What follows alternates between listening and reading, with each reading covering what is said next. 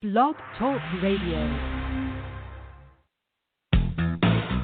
Welcome, ladies and gentlemen. Welcome to the End Time Tribune, covering breaking news and current events as it pertains to Bible prophecy. In effect, chronicling the coming of Christ the King.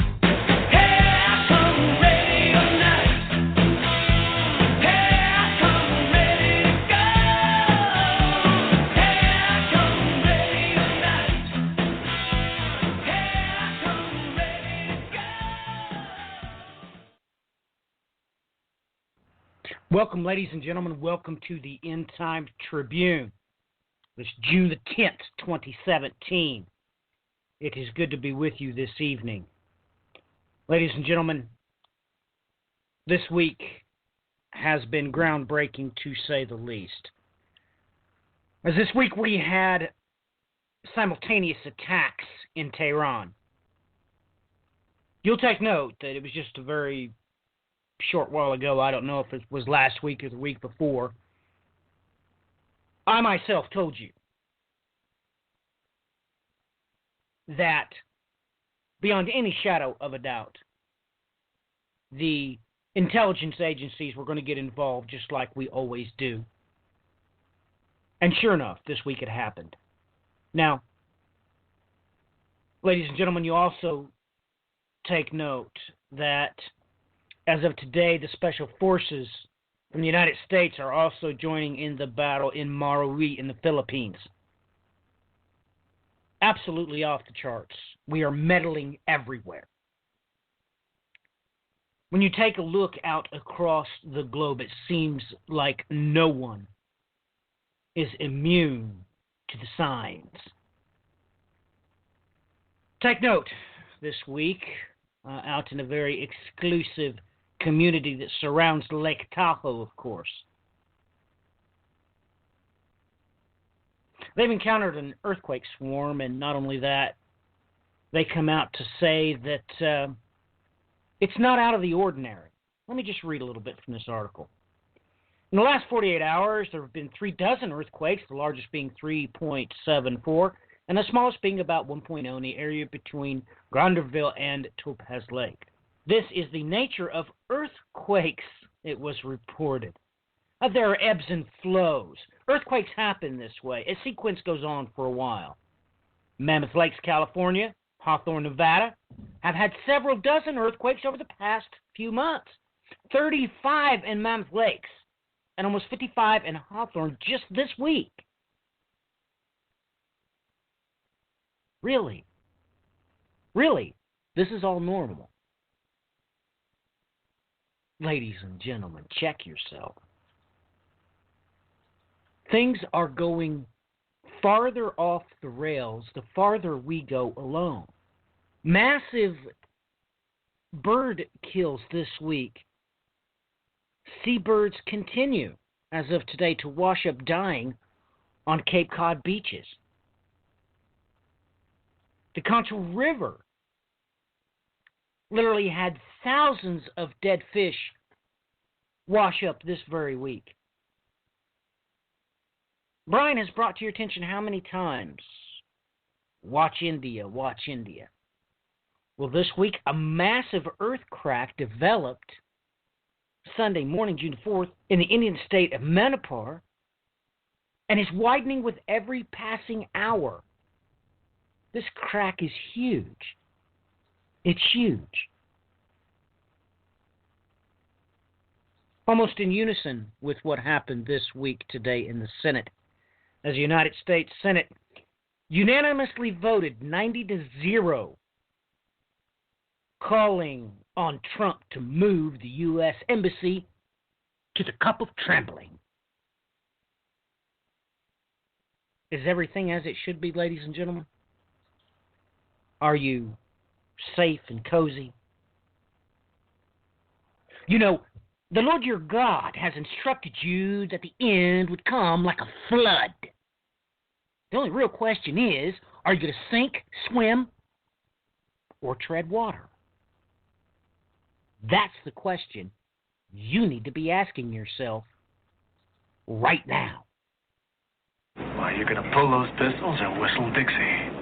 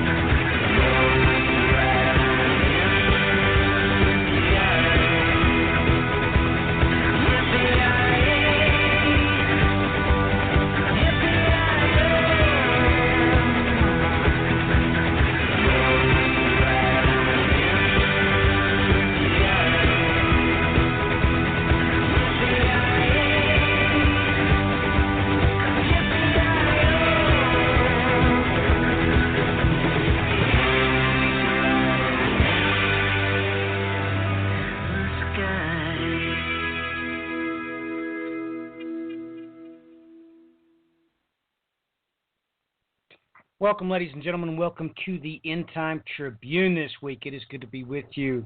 Let's get Clinton on the air real quick. And Clinton, why don't you give us an update, how you've been doing this week, what you've been keeping your eyes on. Tell everybody what's been on your plate this week, and please include any broadcasts that you did separate from the End Time Tribune, if you would, please.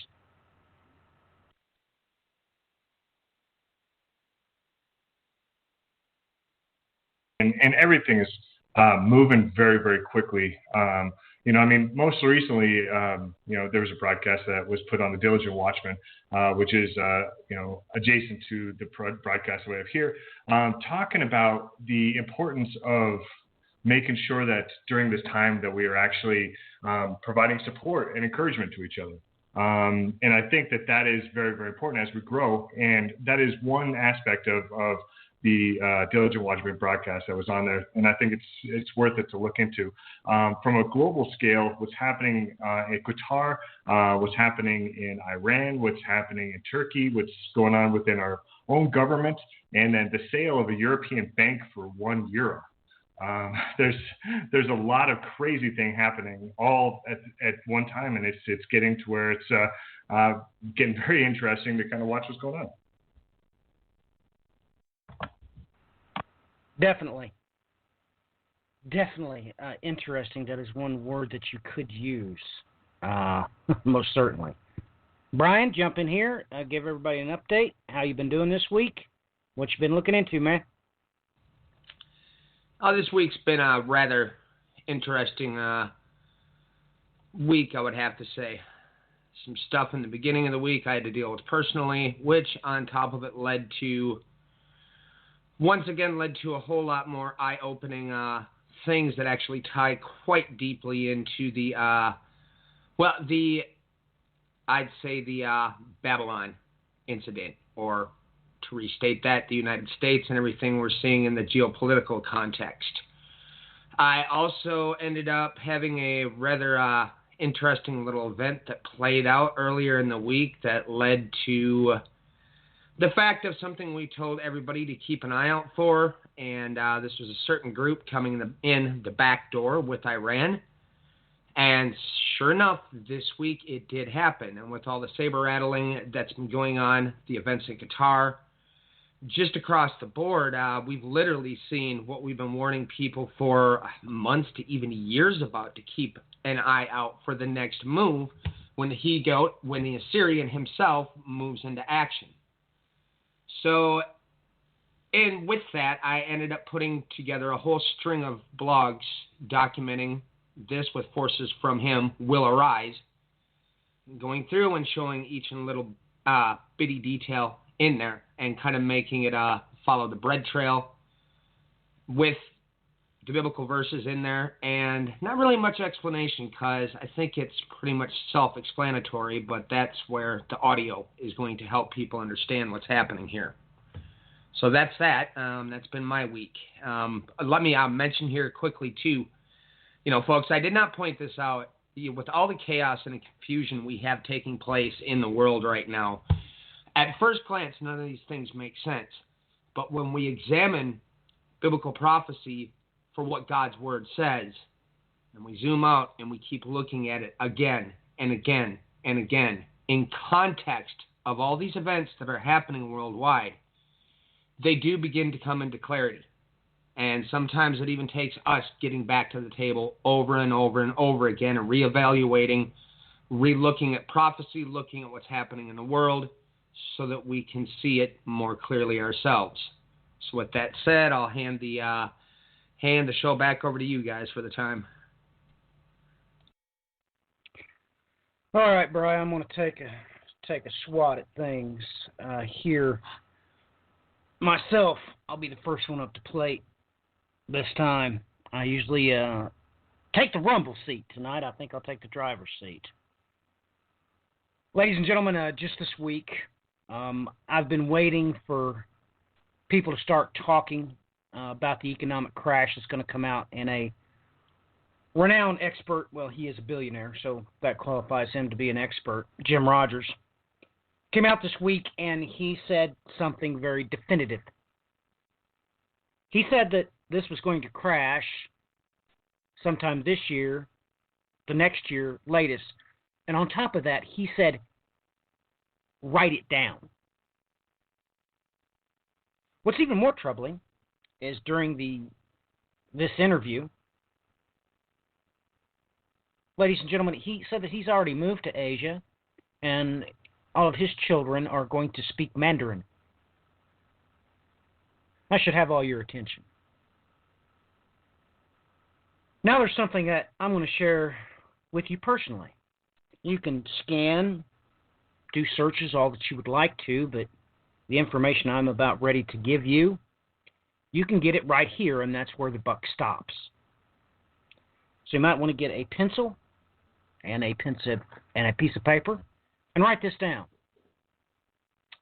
I'm going to tell you about a magical chapter in the Bible that pertains directly to Revelation, the 5th chapter, and the sealed scroll. When you know the Hebraic Bible source code, which is the Masoretic, coupled with the Delitzsch New Testament, when you understand that God wrote the Bible, out of one side of his mouth came the Hebrew that never had Arabic numerals in it. Not ever. It doesn't have 1, 2s, and 3s. Not ever. This is also why out of the other side of his mouth, he gave us the Greco Bible source code, which is the Septuagint coupled with the Edita Regia manuscript. When you know that, you realize that every word is also an integer. It is a sum. When you know that and you peer into the Bible source code and look for that exact phraseology, a sealed scroll, it of course comes up multiple times in Jeremiah, the 32nd chapter. When you know alphanumerics and you can look at it as a biblical mechanic does, it's going to stand out to you like a sore thumb. Because literally the year 5778 is impregnated all throughout it. Now, there's only one other chapter in the entire Bible that has that exact Hebrew phraseology of a sealed scroll. I won't talk about that right now. But let us consider this, okay? Remember that in the Hebrew code, as per the book of Ezekiel, there is a measure, and then there is a royal measure. Now, in the Hebrew language, there are 5 letters that, if they appear at the end of a word, they are given a greater value. That's what's called the royal measure. Take note that the year 5778 is in verse 34, and it's also in verse 8.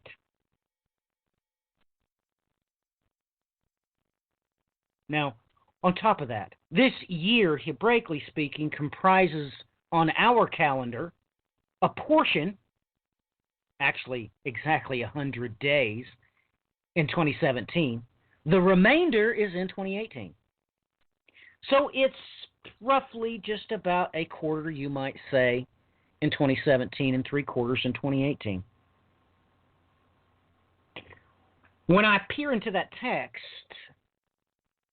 I can see, using the royal measure, there in verse 43, sure enough, a singular time in this chapter is the sum 2017.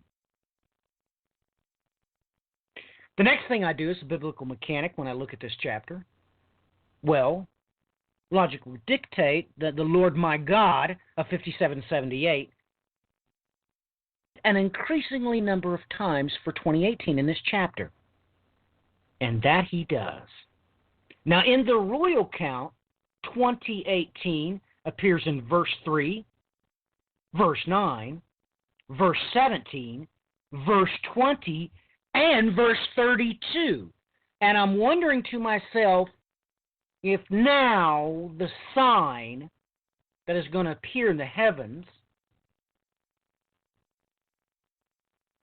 this year in 2017, don't you realize that this is how the year 5778 gets kicked off?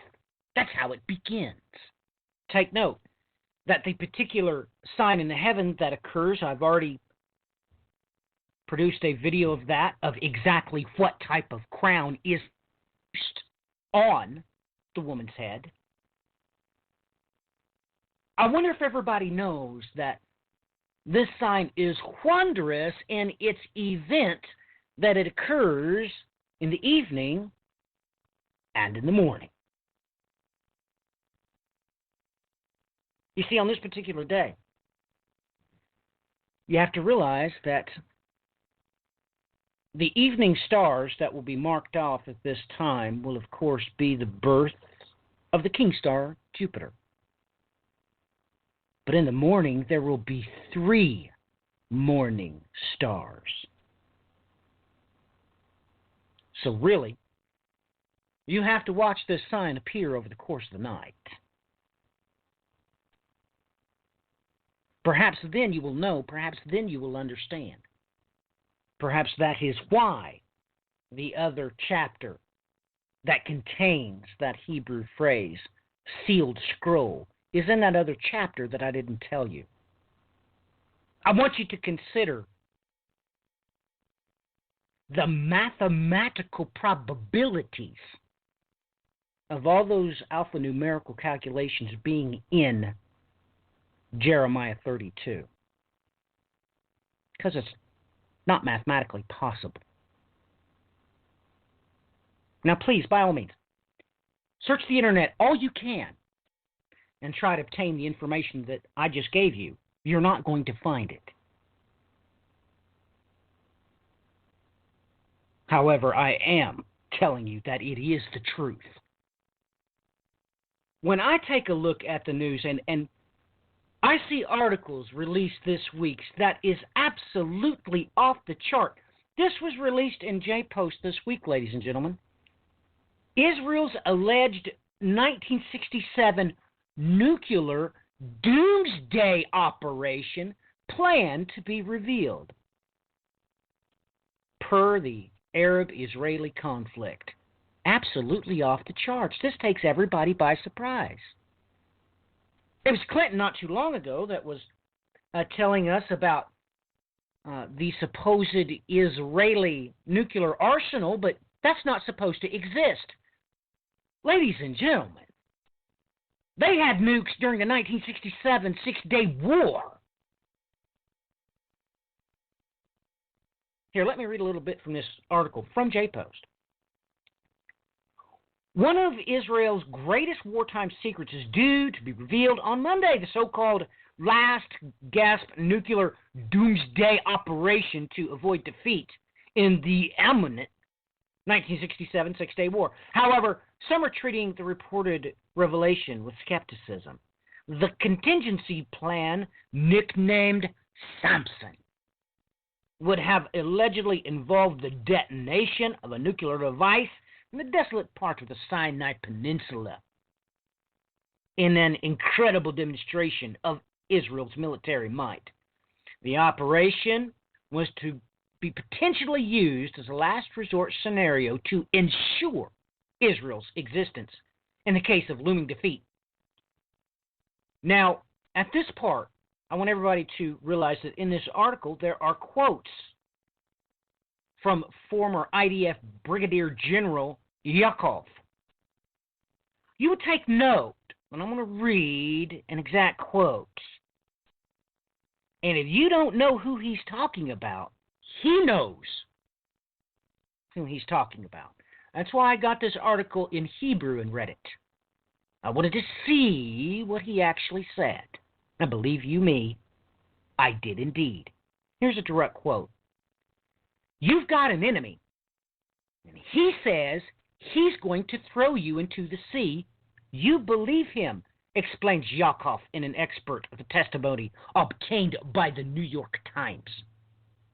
How can you stop him? you scare him. If you've got something you can scare him with, you scare him. Now, ladies and gentlemen, this changes everything. Because not only is the IDF packing, they've been packing pre-1967.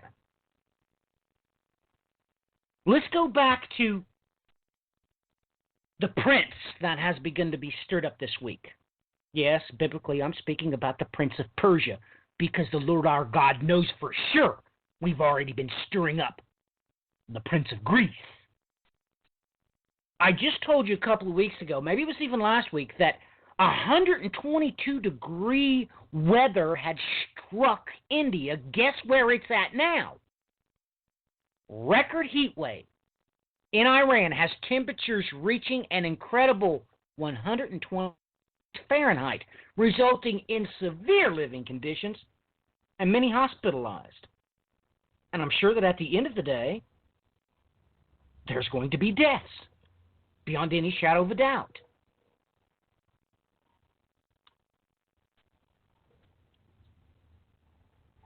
There are things really going on. It absolutely blows me away. Just this week, ladies and gentlemen, on the 3rd, massive fish kill in Puget Sound. Ladies and gentlemen, saying massive is kind of understating the situation. When you look at some of these pictures, you can't see the beach. This is multiple times I have shared that these articles have come out and said oxygen had been depleted in the water, or like this one, states that the fish had been cooked, ladies and gentlemen.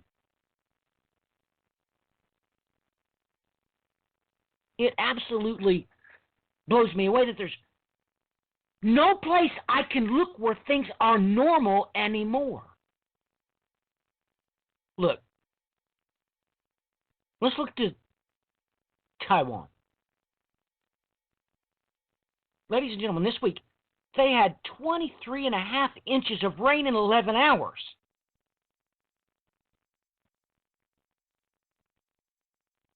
At the time this article was released, there was at least one dead. Well, of course. You have taxis floating around in the main streets. How can you get 2 feet of rain in 11 hours? This week I looked to the sign of the Son of Man. It's a historical fact. There's only one king star, that's Jupiter. And just this week, it was released that amateur astronomers again caught comet or asteroid fragments hitting Jupiter. Now, the event was seen on the 26th, but the article was just released this week. It absolutely blows me away what is going on. Continues to go on and on and on. Things get worse and worse and worse. And it's like nobody's paying attention or they don't care.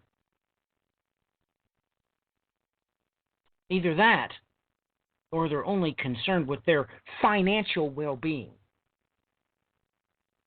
Well, ladies and gentlemen, what do you think would make elephants go on a rampage? Is this normal? Have you ever heard this type of news being released where a wild herd of 43 elephants invade northern districts of Tanzania and are now keeping locals in constant fear for their lives and households as these rogue elephants just go into villages and destroy them? No, really, ladies and gentlemen. Really. Is that normal? Don't you realize that elephants, to the point, are a peaceful species? They're not lions and tigers, nor are they bears. They normally do not invade and destroy villages just wantonly without cause. They just don't. They just don't.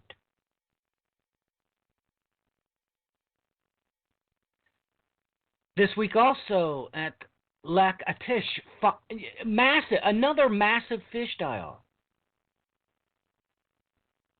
The experts on the ground said, well,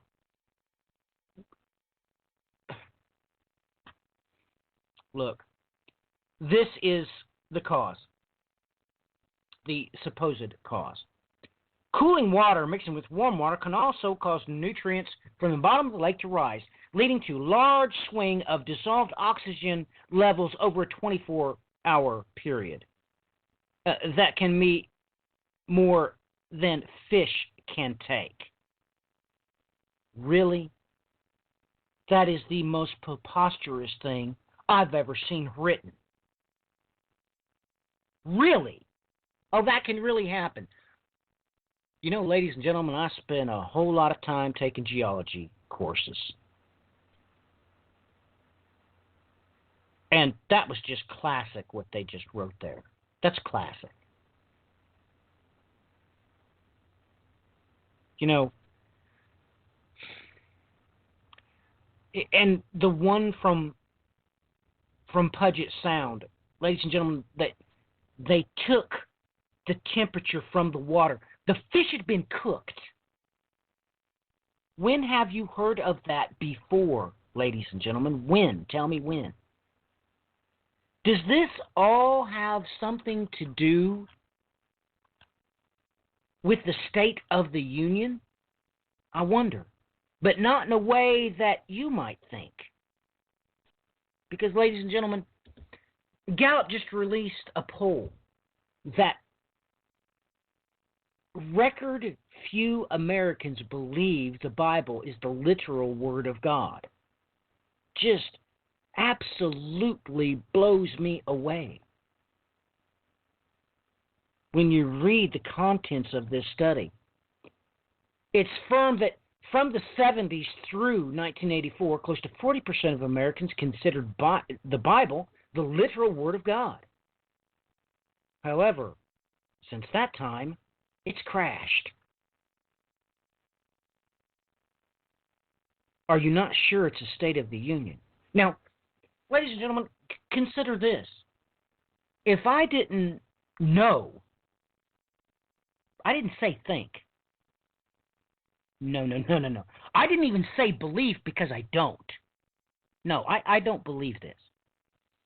I know that the Bible, God's holy word. How do you think I was able to peer into the code and see how many times the year 5778 is in Jeremiah chapter 32?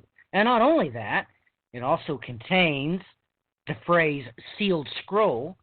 Not only that, it also has on our own calendar 2017 and 2018 in that chapter.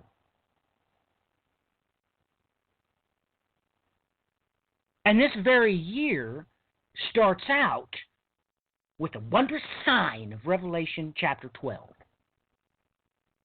You will take note that it has been since 2010 that it is the End Time Tribune, and the End Time Tribune alone, which decided to use a different script to teach you end-time eschatology.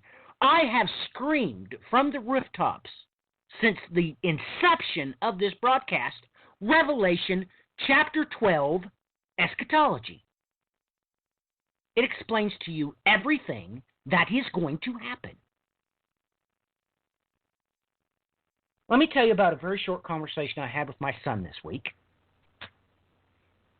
He wanted to know all about the angels there in the book of Daniel. It was a very plain. Didn't take me too long for him to understand that, well, there's more angels there than you think there are, because it plainly states there was one on that side of the bank, one on this side of the bank, and yes, there was also the Exodus angel that was standing over the waters. This led to the next part of the conversation because he knows exactly where the Exodus angel is at in the book of Revelation. Chapter 10, ladies and gentlemen. I'm going to ask you something very important.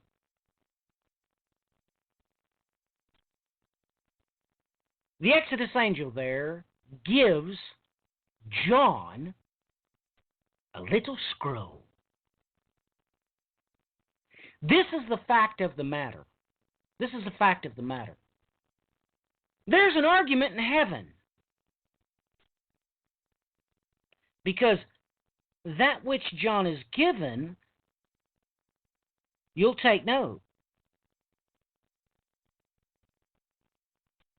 He said to not reveal, to shut up what these seven thunders had spoken. Now, don't you realize what this means, ladies and gentlemen? Don't you realize what's being worked out here in the Scripture? The message on that little scroll has never been revealed, not ever. Now, all these eschatological experts, they just run around. They run around. Oh my goodness, they run around.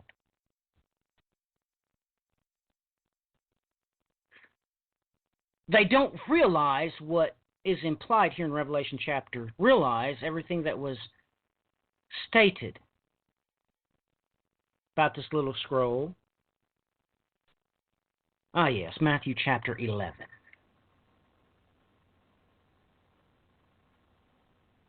You know, ladies and gentlemen, John is going to give the contents of that scroll. He really is. Oh, do you think that what the seven thunders had spoke? Do you think the Exodus angel stepped in and said, no, don't write that down? Do you think that was just a random entry in God's Word?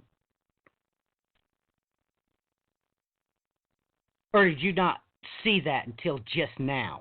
Until just right now? Did that not occur to you? Because if so, you should be worried. You really should. You know, the end is going to come like a flood. Let me ask you, do you know what the sign of Jonah is? You probably don't, do you? Well, something else was said about John. Christ the King said, what is it to you if he remains until I return? Do you remember that? I think I've spoken on this in a different light, on a different program, but now I'm going to give it to you straight. You know what the opposite of that is, don't you?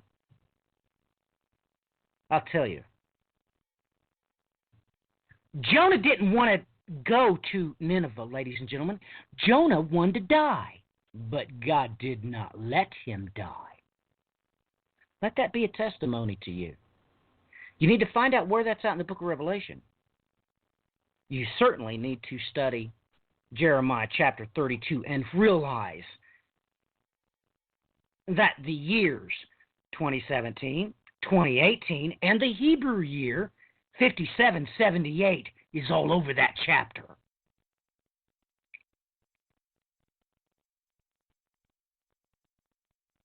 You know, that other chapter that contains the Hebrew phrase sealed scroll, that actually gives you the answer to the equation as to why you probably don't realize, you cannot grasp what I've been talking about the past 30 minutes. It has the answer you're looking for. Ladies and gentlemen, we are revving up to something of that there is no doubt in anybody's mind that knows about such things.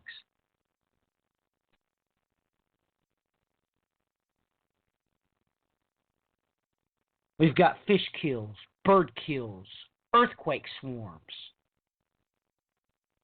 massive cracks appearing, not only in the nether regions, India, Massive crack just showing up, destroying multiple villages.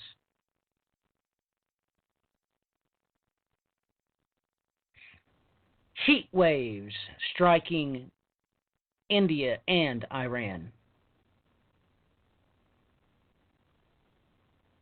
The Prince of Greece stirred up. The Prince of Persia being stirred up. They just released in the news. By the way, back in 1967, we had a nuclear option that was dubbed Samson. Makes me think of Samson's riddle. Ah, yes, that was about something sweet as well, wasn't it, ladies and gentlemen? I wonder if your eschatology experts have talked about that as of late. And the wonders therein it contains in God's Word. Absolutely amazing. With that in mind, I think I've got everybody's attention enough to hear me say this. Repent of your rebellion, please, possible. I know that all the experts since the 70s have got you convinced that the blood of Christ the King is nothing more than a license for you to commit your licentiousness. Do you understand what that means in the Greek? I do. That is unbound wickedness. That's what that word means. Wickedness unbound. But of course, they all run around and say it, don't they?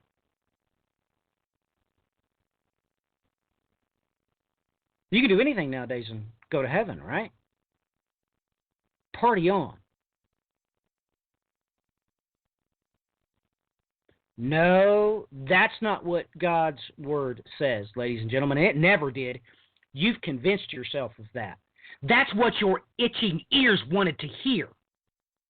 But I'm here to tell you, your time runneth short. His patience grows thin with your outright rebellion.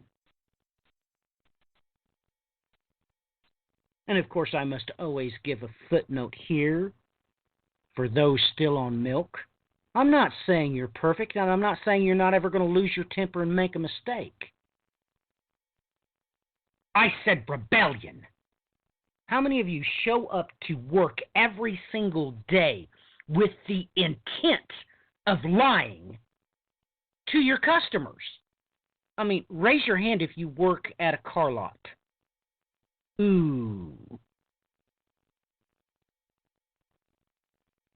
Did I prick you? And honestly, did you bleed? Are you a politician? You actually think you're going to get away with having an affair on your spouse? Really? Really? If that be the case, I assure you that you're really going to come to grips with what the sign of Jonah actually is. Come the day when he who sitteth upon the throne has had enough of your rebellion.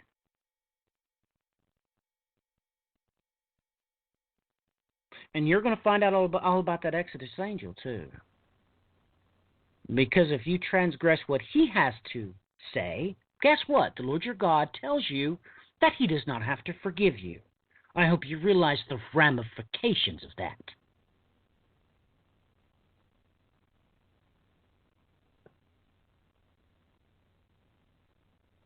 Tell me, have the words that I have spoken today, did they go sour in your stomach? To bat, I'm sorry, I rambled on there a little bit long, but you got 15 minutes, looks like, before the break. Then you can take over after the break. I hope that I didn't get everybody too upset. Clinton's probably got a lot rosier things to talk about than I do. But I do hope that you consider what I've said, because they are the fact of the matter. It is that way. It is his way, and there is no other way. Just that one. So, Clinton, sorry I put you off to a rough ride, but jump right in the saddle, man. Get to it.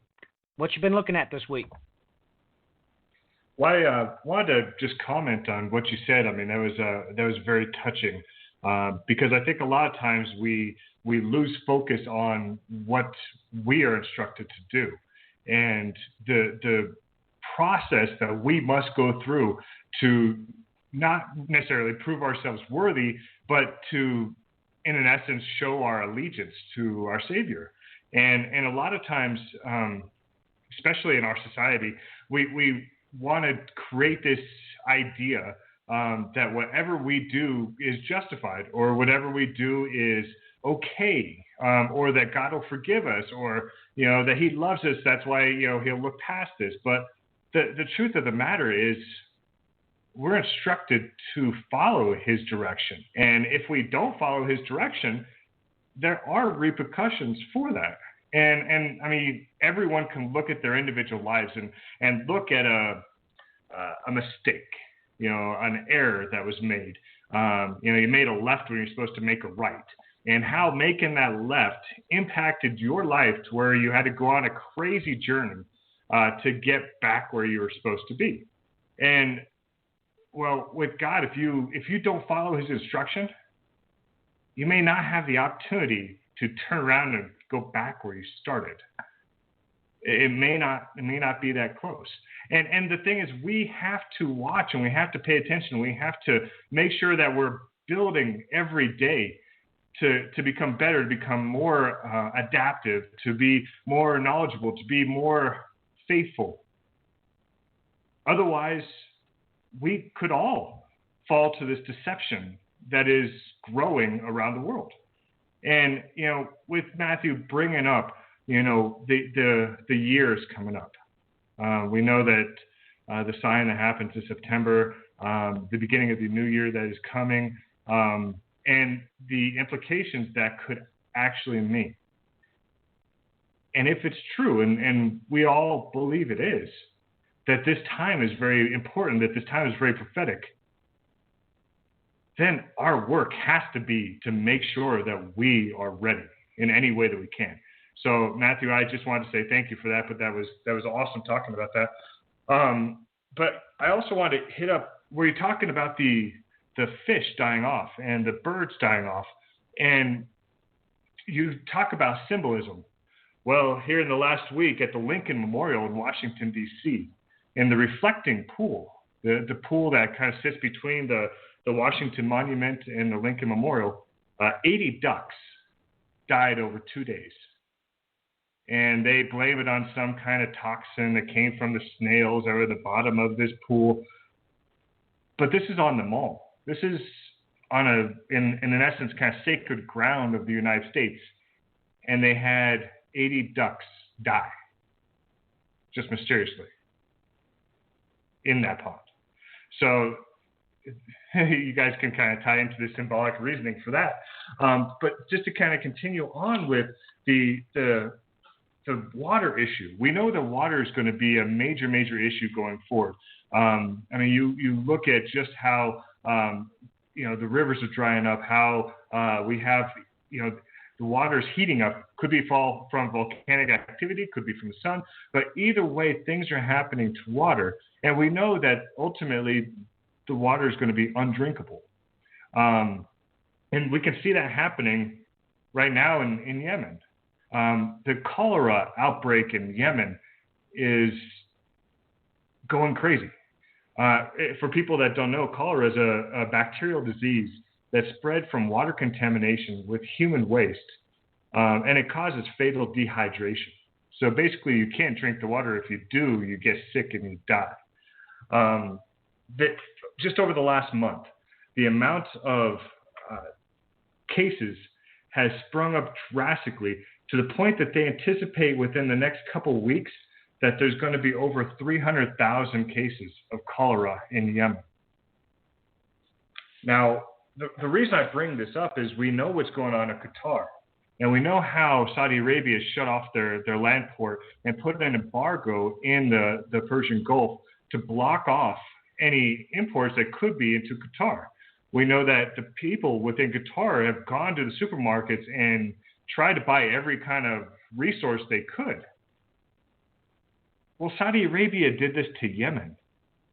They're the ones that have bombed them to Bolivia and that shut off all the supply channels to where nothing could come into that country. And now we see them doing it to Qatar.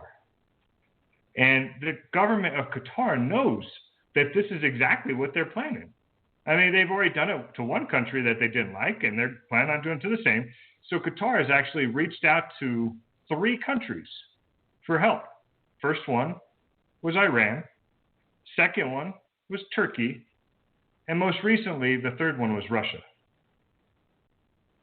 Well, we know that that alliance is kind of counter to the alliance that the United States has with Saudi Arabia and Israel and Egypt and United Arab Emirates. So we see this building. We see this growing. And who knows what the step is going to be. But we know that what happened here in Iran this last week could have severe implications. We've had the Iranian government come out and in less than a few words basically blame Saudi Arabia and the United States for the attack in Iran at both the tomb of Ayatollah Khomeini and also at the parliament in Iran. Both places had suicide bombers and shootings as well. There was even video that was released from the Iranian parliament inside the parliament while they're shooting.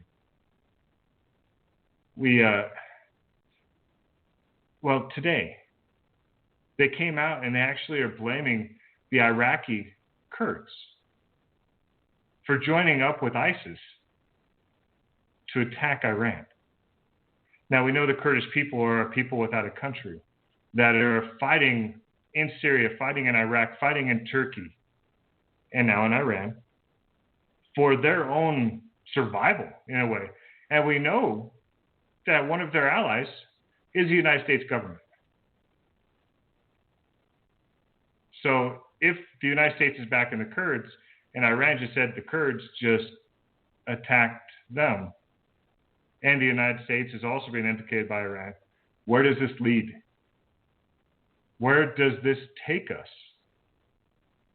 We know that the United States, recently in the last week as well, bombed inside this safe zone in Syria. The safe zone that was created by, Syria, Russia, Iran, and Turkey. The United States was not involved in the safe zone. We shouldn't be able to be in Syria, let alone bomb inside the safe zone.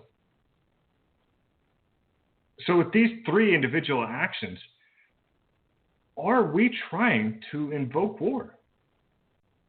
Us, as the United States and our allies. And we know from the most recent trip of Donald Trump through the Middle East, we know that Saudi Arabia is an ally because that was his first visit. And we see the actions of Saudi Arabia, so we know what the plan is. Guys, this may actually be on. This may be something that stems very, very, very quickly. And one reason I want to say quickly is because of what's happening in Jerusalem. Matthew talked about this resolution that was passed in the House, unanimous, to move the U.S. Embassy from Tel Aviv to Jerusalem. We know that it's been on the books since the 90s to do so, and 22 times, I believe it's 22 times, the president has deferred that so that they never had to actually do it. Now Congress is pushing to do it. But what does Israel think of this? And whenever you look at what the plans are, look at infrastructure. Look at what they're planning on doing. And if they're planning on putting money where their mouth is, then you can kind of see where they're going. And the reason I bring this up is there was an article from Al Jazeera that is titled, "Israel Approves Plans to Tighten Grip on Eastern Jerusalem." Now, the interesting thing that it goes on to and talk about is this cable car system that Israel plans on making to connect the western half of the city of Jerusalem to 3 locations: the Western Wall, the Jewish prayer plaza right next to Al Haram Sharif and the Golden Top Dome of the Rock. So they plan on bringing this system to funnel tourists. Okay, great. Well, Israel's a major tourist destination. We know that everyone wants to go to Jerusalem and see these artifacts and see these locations. But this cable car system will have the ability to transport 3,000 visitors per hour. They don't have this traffic at this point. But what could they build at the end of the rainbow, at the end of this channel, to produce the kind of traffic, a tourism traffic, to bring 3,000 people per hour to the Temple Mount? I'll kind of leave that up to your guys' interpretation to see what that means. But Matthew, I think this is a good place to kind of hand it back to you to lead us to the break, and then I'll pick up afterwards. Well, just touching on a few things that you said there, Clinton. You know, I wonder how many people realize why God strikes the water. Absolutely blows me away. Ladies and gentlemen, you need to understand that is part of the sign of Jonah. It's the inversion. It's the inversion. All the witnesses there did not want to throw Jonah in the sea. They didn't want to. That's where Jonah wanted to go. Jonah wanted to drown in that sea. The absolute inversion of the sign of Jonah is not being able to drink anything.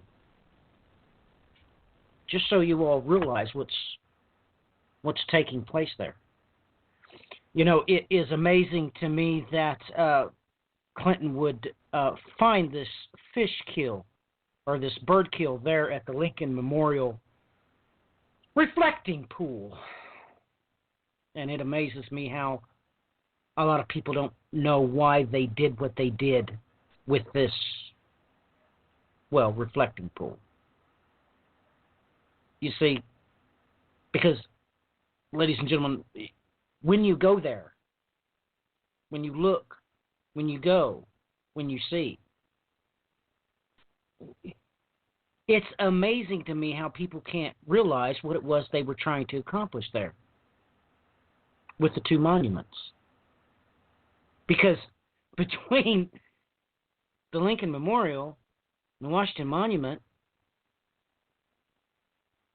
ladies and gentlemen, I hope you realize that's 0.7 of a nautical mile. That's what it is. Ladies and gentlemen, here, let me give you a clue. The Lincoln Memorial is supposed to be representative of he who sitteth upon the throne. And the Lincoln Memorial reflecting pool is supposed to be that sea of glass that the throne sits upon. I mean, I can use the Hebrew Bible source code and take you a tour around these grounds, which I did in high school. I was 16 years old when we went here for a class trip, and everybody thought I was crazy because I brought with me, with my lunch, I brought a 100-foot tape reel. Not the metal type that's real cumbersome, but the 100-foot tape reel that construction workers use to, well, they pull off roofs, they pull off foundations. Cloth is flexible. And the wonders I was able to show our cadre of teachers that went with us blew them away. Because that entire 6 hours, she never once told any of the students about, all the history about Lincoln and not. No, we didn't waste our time on that garbage. Oh, no, no, no.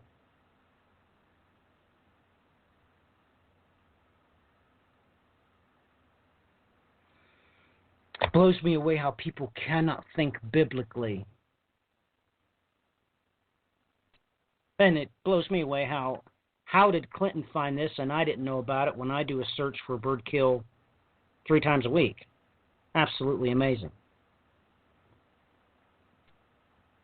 Of course, they're going to up the ante and bring awareness, especially for tourist attractions in Israel. Oh, ladies and gentlemen, we're just getting started.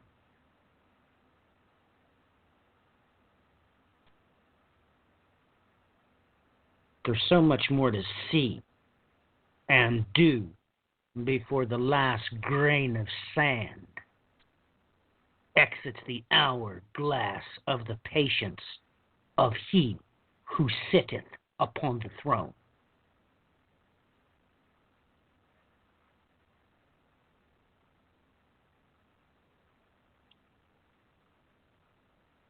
Absolutely amazing.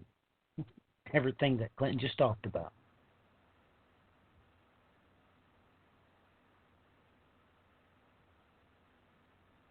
It's good that we sat here together,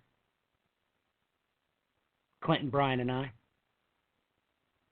2 are better than 1, and the cord of 3 strands is not easily broken. Make no mistakes.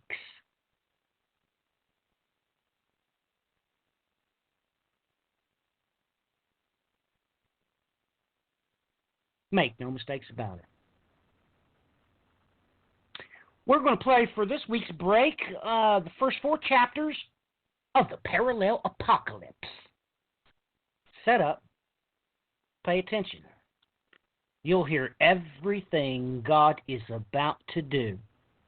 He is going to accomplish with his hands what his own mouth has stated they were going to do.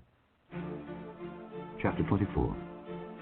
Behold, the Lord maketh the earth empty, and maketh it waste, and turneth it upside down, and scattereth abroad the inhabitants thereof. And it shall be as with the people, so with the priest, as with the servant, so with his master, as with the maid, so with her mistress, as with the buyer, so with the seller, as with the lender, so with the borrower, as with the taker of usury, so with the giver of usury to him. The land shall be utterly emptied and utterly spoiled, for the Lord hath spoken this word. The earth mourneth and fadeth away, the world languisheth and fadeth away, the haughty people of the earth do languish. The earth also is defiled under the inhabitants thereof, because they have transgressed the laws, changed the ordinance, broken the everlasting covenant. Therefore hath the curse devoured the earth, and they that dwell therein are desolate. Therefore the inhabitants of the earth are burned, and few men left. The new wine mourneth, the vine languisheth, all the merry-hearted do sigh. The mirth of tabrets ceaseth, the noise of them that rejoice endeth, the joy of the harp ceaseth. They shall not drink wine with a song, strong drink shall be bitter to them that drink it. The city of confusion is broken down, every house is shut up, that no man may come in. There is a crying for wine in the streets, all joy is darkened, the mirth of the land is gone. In the city is left desolation, and the gate is smitten with destruction. When thus it shall be in the midst of the land among the people, there shall be as the shaking of an olive tree, and as the gleaning grapes when the vintage is done. They shall lift up their voice, they shall sing for the majesty of the Lord, they shall cry aloud from the sea. Wherefore glorify ye the Lord in the fires, even the name of the Lord God of Israel in the isles of the sea. From the uttermost part of the earth have we heard songs, even glory to the righteous. But I said, my leanness, woe unto me! The treacherous dealers have dealt treacherously, yea, the treacherous dealers have dealt very treacherously. Fear and the pit and the snare are upon thee, O inhabitant of the earth. And it shall come to pass that he who fleeth from the noise of the fear shall fall into the pit, and he that cometh up out of the midst of the pit shall be taken in the snare. For the windows from on high are open, and the foundations of the earth do shake. The earth is utterly broken down, the earth is clean dissolved, the earth is moved exceedingly. The earth shall reel to and fro like a drunkard, and shall be removed like a cottage. And the transgression thereof shall be heavy upon it, and it shall fall and not rise again. And it shall come to pass in that day that the Lord shall punish the host of the high ones that are on high, and the kings of the earth upon the earth. And they shall be gathered together as prisoners are gathered in the pit, and shall be shut up in the prison, and after many days shall they be visited. Then the moon shall be confounded, and the sun ashamed, when the Lord of hosts shall reign in Mount Zion and in Jerusalem, and before his ancients gloriously. Chapter 25. O Lord, thou art my God. I will exalt thee. I will praise thy name. For thou hast done wonderful things. Thy counsels of old are faithfulness and truth. For thou hast made of a city an heap, of a defensive city a ruin, a palace of strangers to be no city. It shall never be built. Therefore shall the strong people glorify thee. The city of the terrible nations shall fear thee. For thou hast been a strength to the poor, a strength to the needy in his distress, a refuge from the storm, a shadow from the heat, when the blast of the terrible ones is as a storm against the wall. Thou shalt bring down the noise of strangers as the heat in a dry place, even the heat with the shadow of a cloud. The branch of the terrible ones shall be brought low. And in this mountain shall the Lord of hosts make unto all people a feast of fat things, a feast of wines on the lees, of fat things full of marrow, of wines on the lees well refined. And he will destroy in this mountain the face of the covering cast over all people, and the veil that is spread over all nations. He will swallow up death in victory. And the Lord God will wipe away tears from off all faces, and the rebuke of his people shall he take away from off all the earth, for the Lord hath spoken it. And it shall be said in that day, Lo, this is our God. We have waited for him, and he will save us. This is the Lord. We have waited for him. We will be glad and rejoice in his salvation. For in this mountain shall the hand of the Lord rest, and Moab shall be trodden down unto him, even as straw is trodden down for the dunghill. And he shall spread forth his hands in the midst of them, as he that swimmeth spreadeth forth his hands to swim. And he shall bring down their pride together with the spoils of their hands. And the fortress of the high fort of thy walls shall he bring down, lay low, and bring to the ground, even to the dust. Chapter 26. In that day shall this song be sung in the land of Judah. We have a strong city. Salvation will God appoint for walls and bulwarks. Open ye the gates, that the righteous nation which keepeth the truth may enter in. Thou wilt keep him in perfect peace, whose mind is stayed on thee, because he trusteth in thee. Trust ye in the Lord forever, for in the Lord Jehovah is everlasting strength. For he bringeth down them that dwell on high. The lofty city he layeth it low. He layeth it low even to the ground. He bringeth it even to the dust. The foot shall tread it down, even the feet of the poor, and the steps of the needy. The way of the just is uprightness. Thou, most upright, dost weigh the path of the just. Yea, in the way of thy judgments, O Lord, have we waited for thee. The desire of our soul is to thy name, and to the remembrance of thee. With my soul have I desired thee in the night. Yea, with my spirit within me will I seek thee early. For when thy judgments are in the earth, the inhabitants of the world will learn righteousness. Let favor be showed to the wicked, yet will he not learn righteousness. In the land of uprightness will he deal unjustly, and will not behold the majesty of the Lord. Lord, when thy hand is lifted up, they will not see. But they shall see, and be ashamed for their envy at the people. Yea, the fire of thine enemies shall devour them. Lord, thou wilt ordain peace for us, for thou also hast wrought all our works in us. O Lord our God, other lords beside thee have had dominion over us, but by thee only will we make mention of thy name. They are dead, they shall not live. They are deceased, they shall not rise. Therefore hast thou visited and destroyed them, and made all their memory to perish. Thou hast increased the nation, O Lord. Thou hast increased the nation. Thou art glorified. Thou hadst removed it far unto all the ends of the earth. Lord, In trouble have they visited thee. They poured out a prayer when thy chastening was upon them. Like as a woman with child that draweth near the time of her delivery, is in pain, and crieth out in her pangs, so have we been in thy sight, O Lord. We have been with child. We have been in pain.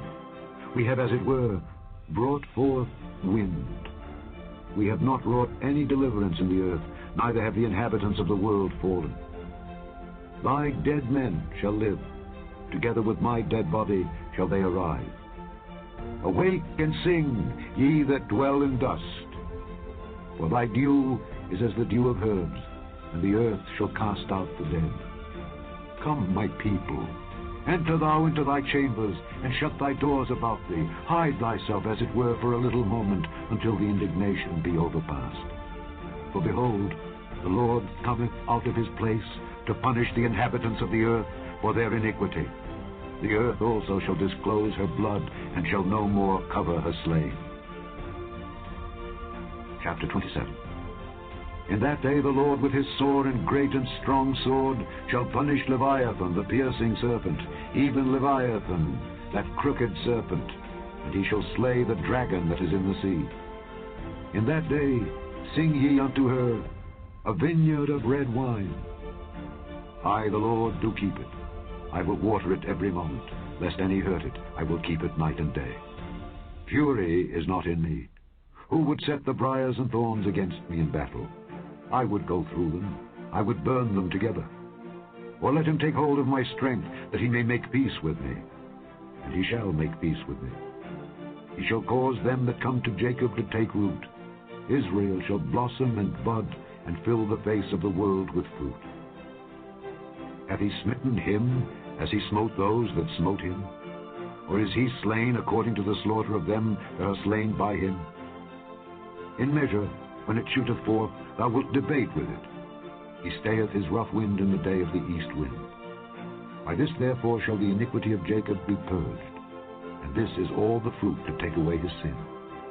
When he maketh all the stones of the altar as chalk stones that are beaten in sunder, the groves and images shall not stand up. Yet the defenced city shall be desolate, and the habitation forsaken and left like a wilderness. There shall the calf feed, and there shall he lie down and consume the branches thereof. When the boughs thereof are withered, they shall be broken off. The women come and set them on fire. For it is a people of no understanding. Therefore he that made them will not have mercy on them, and he that formed them will show them no favor. And it shall come to pass in that day that the Lord shall beat off from the channel of the river unto the stream of Egypt, and ye shall be gathered one by one, O ye children of Israel. And it shall come to pass in that day that the great trumpet shall be blown, and they shall come which were ready to perish in the land of Assyria, and the outcasts in the land of Egypt, and shall worship the Lord in the holy mount at Jerusalem.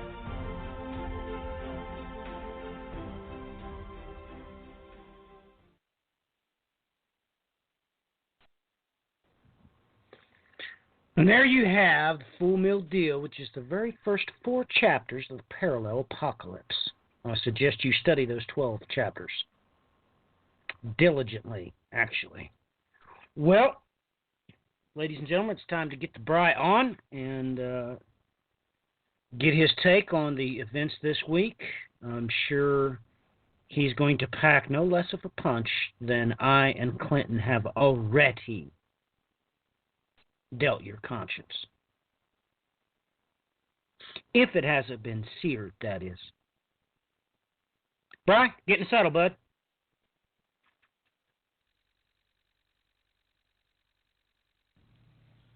Okay, well, I had,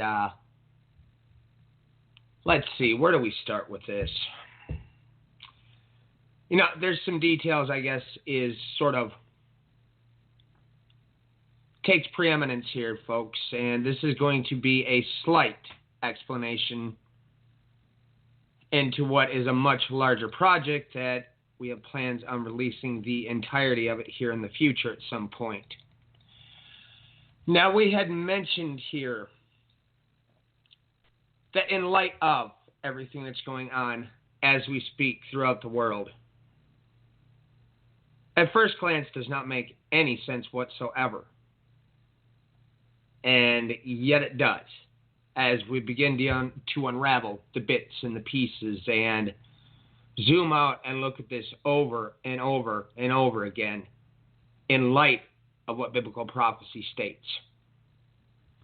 And folks, this is where things get very, very important.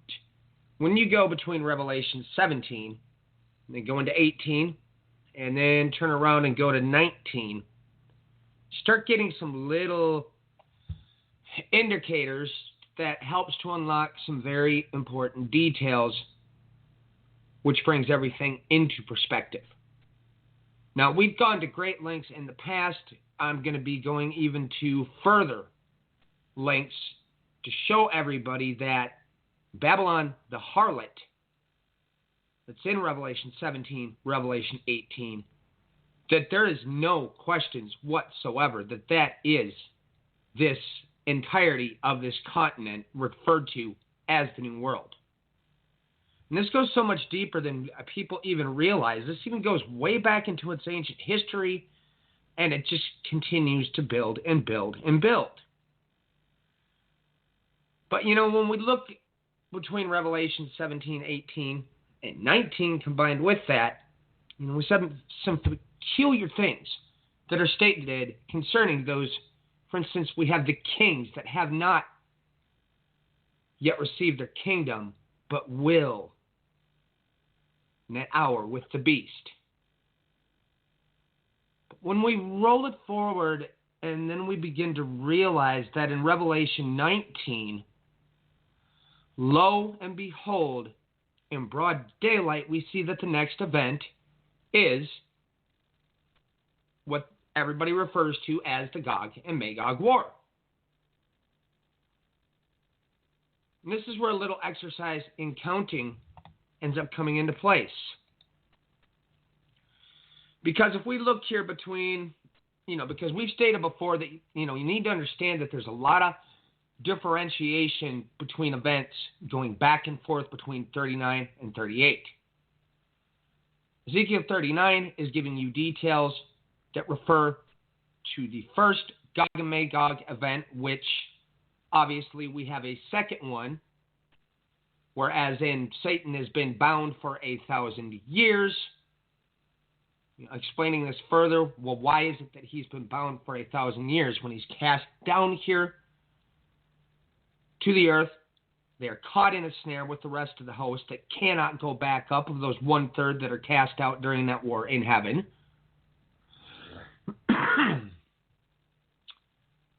We have the beast that comes up out of the pit. All right, folks, we've gone to great lengths in the past to explain to everybody that this is the scapegoat in the Bible, all throughout the Old Testament and the New Testament. And underneath that very word is the name of the angel that this refers to, which is Azazel.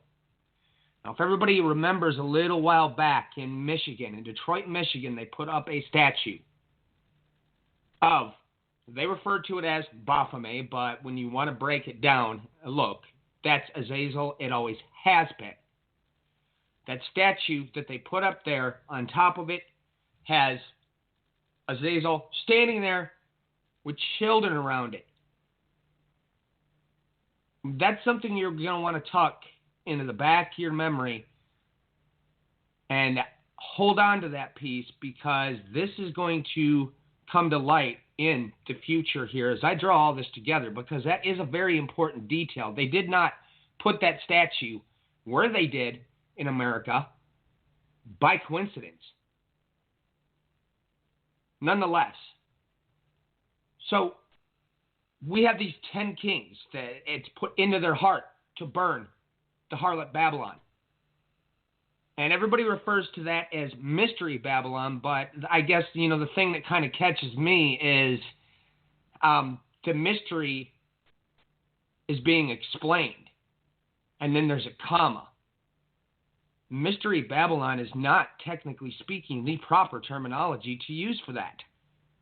Because it's stating, let me explain to you a mystery. Comma. Then it goes into the next phrase. So, we have these 10 kings. it's put into their heart and mind with the beast to burn her. But lo and behold, all of a sudden, we move to the next chapter in Revelation 19. We've just been told that these kings are not yet. They get their power at that time with the beast. And then in Revelation 19, lo and behold, guess what's sitting there in broad daylight? The first Gog and Magog event. See, folks, and this is where all these eschatology scholars over the years have gone out of their way to make sure they confuse you. And then to make matters worse, we've had English translations that have been adding other words in there that are not even there. This has led into the infamous myth that Russia is somehow Gog and Magog. When we look at that first phrase alone, and the word of the Lord came unto me, saying, Son of man, set your face towards Gog of the land of Magog. Well, this is the proper translation, folks. This is what it says in the Hebrew. The chief prince of whom? Meshach and Tubal. So how they've confused everybody first off is they turn around as they took Russia, the founding of Russia with the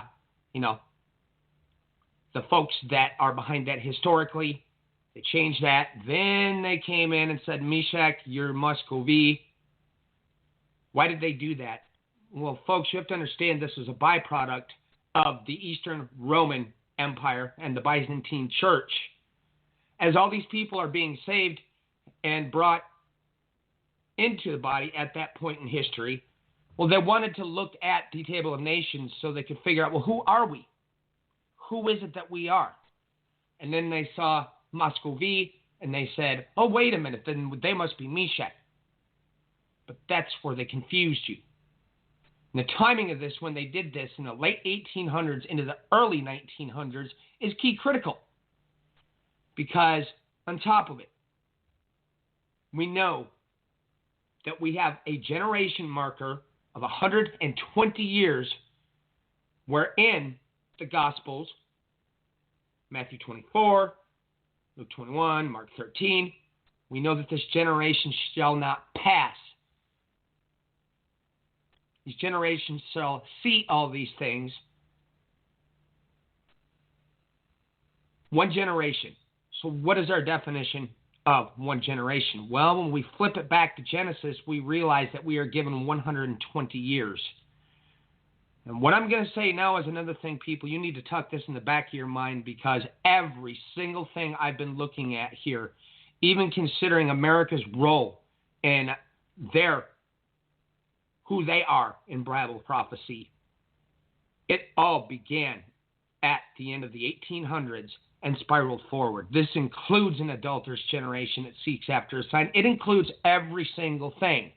But it takes scoping out and looking at the entirety of history as a whole. Because if you don't do that, we have this, I've even done this in my younger years. We can only see what's in front of us because we don't know what's behind us.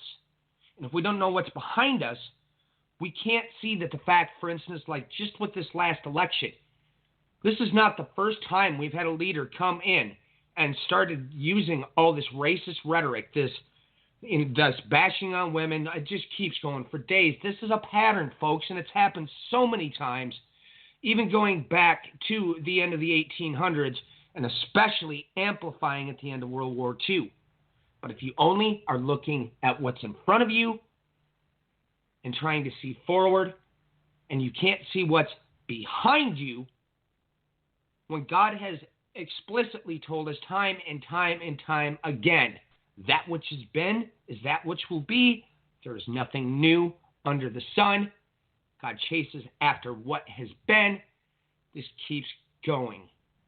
We should have recognized the fact that we had patterns, and we should have looked backwards just within our own modern history to recognize that this is nothing new in this specific nation in the United States. But that doesn't disclude everywhere else in the world. So once we break down and get rid of this whole Meshach, Muscovy being Russia nonsense, because look, folks, I have spent a vast amount of time getting to the bottom of who these Slavic people are that inhabit what is modern day Russia, who is in part of Ukraine, etc.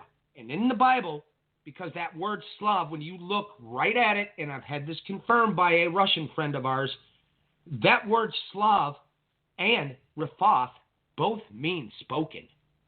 But it goes much deeper than that. When we begin to look through the historical texts, the archaeological documentation, all the way across the board, we begin to realize that Rephath was found by the Ripheum Mountains. We can keep going with this. There's all kinds of historical documentation. Herodotus makes it stand out like a sore thumb. And then when you look at the archaeology with it and every other little detail, you find out that these folks were known, and Herodotus, as he stated, well, they were the farmer Scythian, but they were also the manufacturers of the metal implements. And everybody remember when the Soviet Union came along, they had that sickle. Well, what is a sickle used for in that? It's farming. And then they had that hammer. Well, what's that used for? Well, if you know how metalsmithing works, you have to have that hammer. They literally told you in broad daylight who they were, but it took looking at it to realize why they did that with their flag. So now all of a sudden, we've removed Russia from this equation, and we got the proper player where it's supposed to be, and that's Rephath. Now recall, everybody, last week I pointed out that they're beyond that border threshold. They go up into the entire Central Asian continent. You look at the Euphrates River, well, all those places are on the opposite side. That's not to say that there's not people from these other people groups mixed in, because most definitely there is. But nonetheless, our key factors, once we go past that area, that one mountain ridge where Alexander the Great and every conqueror, Darius the Great, Cyrus the Great, they all tried to cross that threshold of those certain mountain bases and get in there through Central Asia, up into China, into Russia, and whatever our modern terminology for it is today. Every single one of them got swatted down and stopped. Alexander the Great got there. Who did he have the most contention with? Well, he met the Saka branch of the Scythian. And he went, wait a minute, I can't fight these guys on their terms. They're going to slaughter me and all of my troops of Javan. And I'm going to lay this on the line here real quick as well. Yes, we have a twofold connotation when we refer to the Prince of Greece. The Greek tells us Greece. The Hebrew tells us Yavan. That's Ionia. That's Macedonia, folks. The Macedonian. And once you look through Ezekiel 27, you line up all these things going on here with Ezekiel 38, you're going to realize that when you look at each one of these people groups that's mentioned in Gog and Magog, you see Macedonia all over in the mix with them. Let us roll forward. Here's essentially how we break down the simplicity of Meshach and Tubal. When we begin to look at our table of nations, we've traced our history, we've looked through everything we need to look at, and then we lock it into the table of nations with the wide DNA branches of modern day genetics. You're going to find out you've got some specifics here. You have here Javan, Meshach, and Tubal. You get certain branch.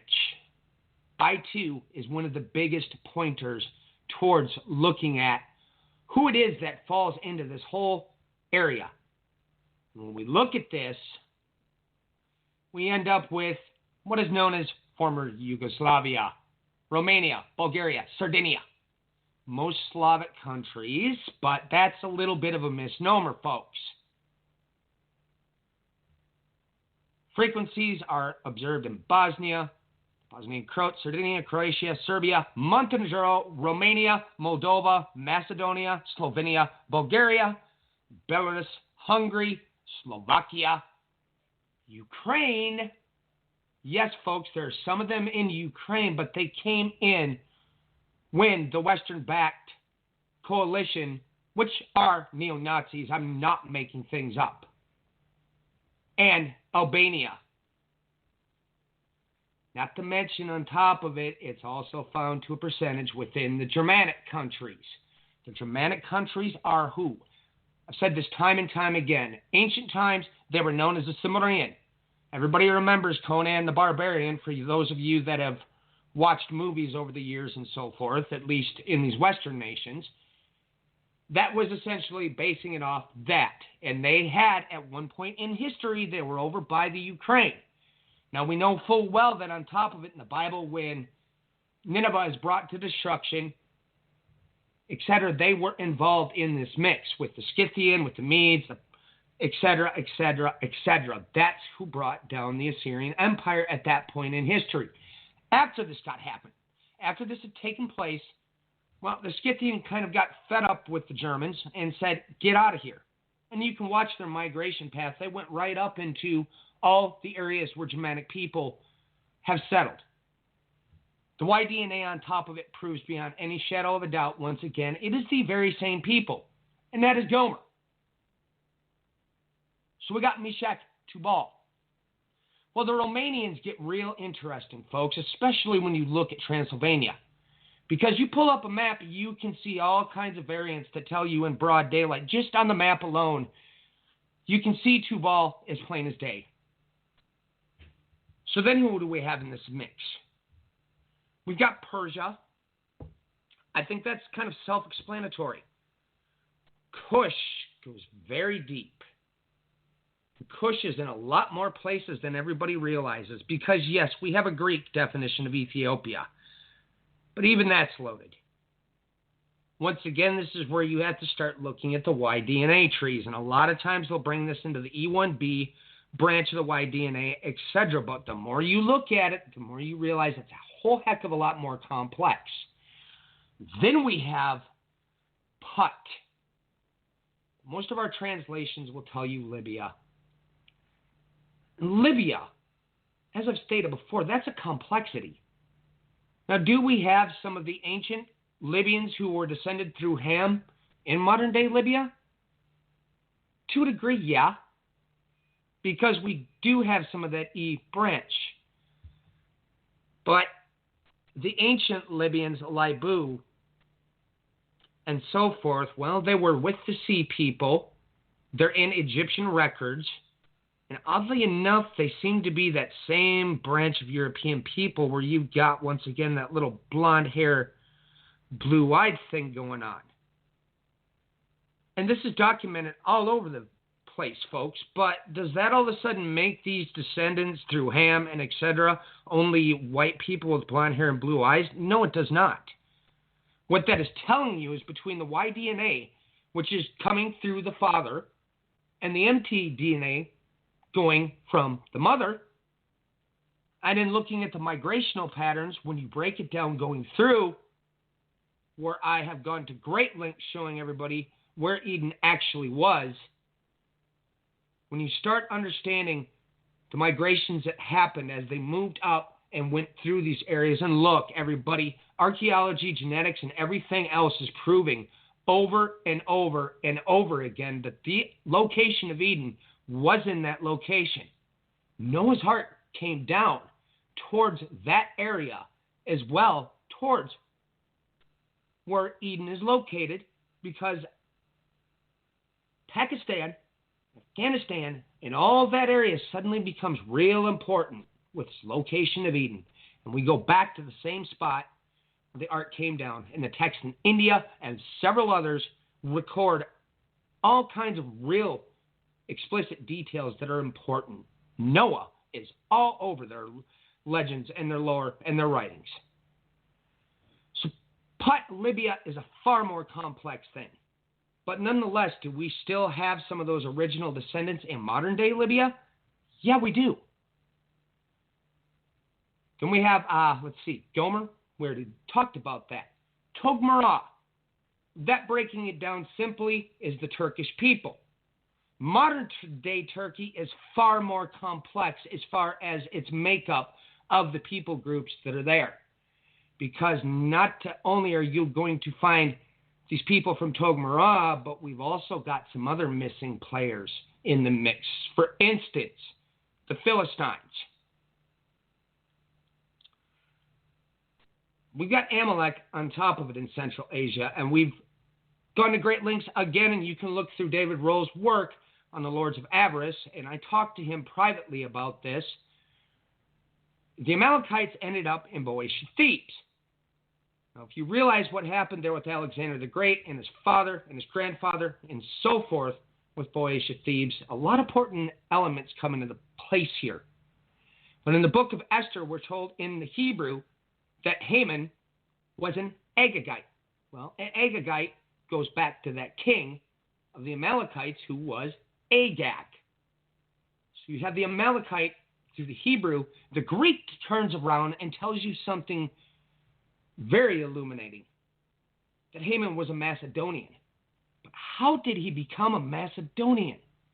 Because if they settled in Boeotian Thebes, something, logic dictates, as they were marrying back and forth to solidify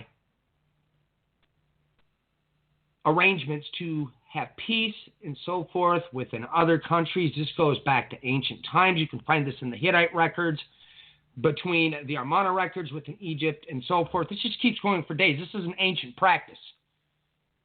So somehow we had an Amalekite find his way into Macedonia and then shows up at the time of Esther. So all of a sudden in this whole Eastern Europe, Western Europe, Turkey, suddenly we find all these key players. We got Gomer, Meshach, Tubal, but then we come into Sheba and Dedan. Sheba, this one, modern day Yemen. That is where Sheba was descended from. And what tree in the Table of Nations was this? Well, this goes through the tree of Shem. You can see this as well, tracing the Y DNA, but not only on top of that, you're going to find these same mixes down in the ancient Indus civilization, which people are still living there to this day, throughout India, throughout Pakistan, throughout Afghanistan. They're all mixed all over in that too, these descendants of Shem and the Asher and all the rest of them. Again, we see them show up right in the mix between all these nations. And then the interesting one of Tarshish. Greek tells us Tarshish was ancient Carthage, which is in the top North African continent. So how many kings is it that we have listed here? Because let's break this down one more time. Son of man, set your face towards God of the land of Magog. But where's the land of Magog? Well, in Eastern European nations, these people were known as the Magyar. A lot of people have went there from the Huns, but they're not, folks. And if you look at the history, you'll find out that they're not from the Huns, because the Huns were descended from Turkish people. The Magyar are an altogether separate group of people that went through Central Asia, and then history, archaeology, and everything else had shown that they had started in the very land that they're living now, modern-day Hungary, went into Central Asia, and then came back home to their land again. Lo and behold, now we have the identifier of this land. But who is this Gog? Well, he's the chief prince over the top, Meshach and Tubal. So let's count here now that we've established, because we have Gog, who's the chief prince, and we have a land, Magog. So what does this leave left over as far as kings? Meshach, we have 1. Tubal, we have 2. Persia, we have 3. 4, we have Cush. 5, we have Put.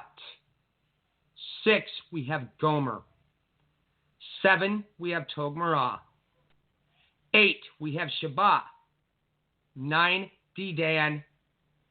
10, Tarshish.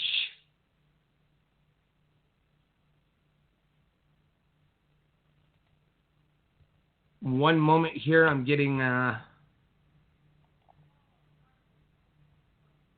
So in light of this, folks, in light of all the things that I've been bringing to everybody's attention over the last few weeks here, why is America doing what it's doing? Everybody, you realize that these 6 nations that are now on the travel ban because he removed Iraq. Well, let's look at this travel ban. Libya, Sudan, Somalia, Yemen, Syria, Iran, and it was Iraq. Everybody, you're aware that this plan was in place since 2001 to take over all these areas.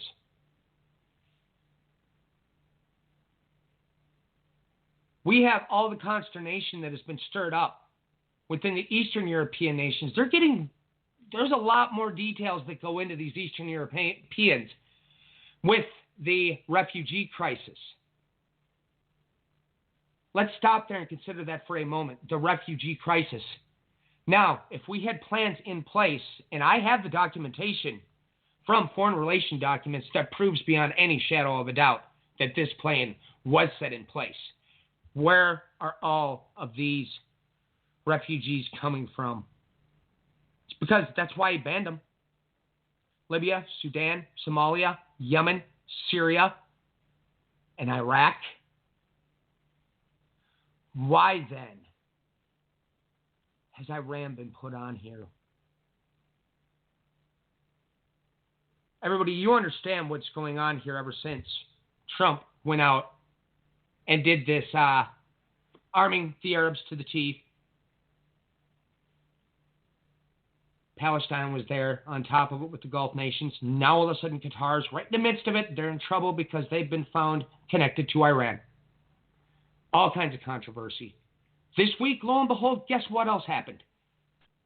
2 major attacks inside of Iran. Then it's released because first they tell you it was ISIS. Then they tell you what? Well, yesterday, after I had already released who's behind this, it is the same group I pointed out before that's been working behind the scenes with American intelligence, with intelligence in other parts of the world stating they have nuclear weapons again. But if you go over to their site, it emphatically tells you who they are, what their plan is, where they're from, because they're now in Iraq. There's Kurds mixed in with them. Is there maybe a lot more going on here than meets the eye as far as Iran is concerned? Or am I missing something? Folks, I just gave you the identity of those 10 kings that are going to burn her with the beast. We've given you the identity of America. You understand and look at this in that light, you realize why all these events are breaking out the way they are. What America has done over all this time. Now, they've had it set in place that they were going to rule by land, air, sea, space, cyber. Is everybody aware of how much they've actually already instituted this? Because if you look at the entire planet and draw where all the bases are, where all the coverage from space is, and on top of it, their missile shield systems and everything else, not to even mention cybercom, you realize that the United States alone has absolute hegemony over the entire world just through these military bases. We created the refugee crisis. I mean, I hate to be the bearer of bad news. Prove me wrong. You can show beyond any shadow of a doubt that we've gone into each and every one of these places and started bombing the living daylights out of them. There's proof on the ground of what was done in Yemen. This keeps going. So what is happening here, folks? Because if on top of it, the Eastern European bloc is being crumbled because of things that are happening here. This is rose up nationalism and populism the 2 first riders, the 2 first craftsmen in Revelation 6 is all throughout the European nations. But on top of it, in the last week, we had what? France and Germany all of a sudden are aligned. Well, that's one part of the axis that's always been in place with NATO. Then, lo and behold, the United States and Britain are aligned again. Well, we have an ancient axis together. Got more saber rattling with Russia. Folks, they're not playing around with this. You're aware that there's multiple news stories that state they're getting prepared for what they know is coming from all these Western nations. Remember what NATO's whole purpose was, or at least what they tell you. And then when the Cold War finished, they didn't stop. They just kept wedging Russia in. Remember he went out, he rallied NATO?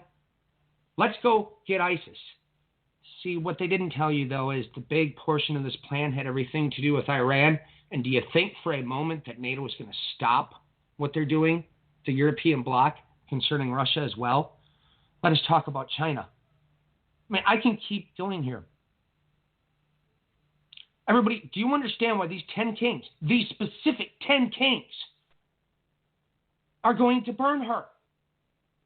Folks, it is America's underhanded garbage that's been pulled through the intelligence communities, either covertly or even overtly, with troops on the ground, shooting in bombs and drones and missiles and everything else.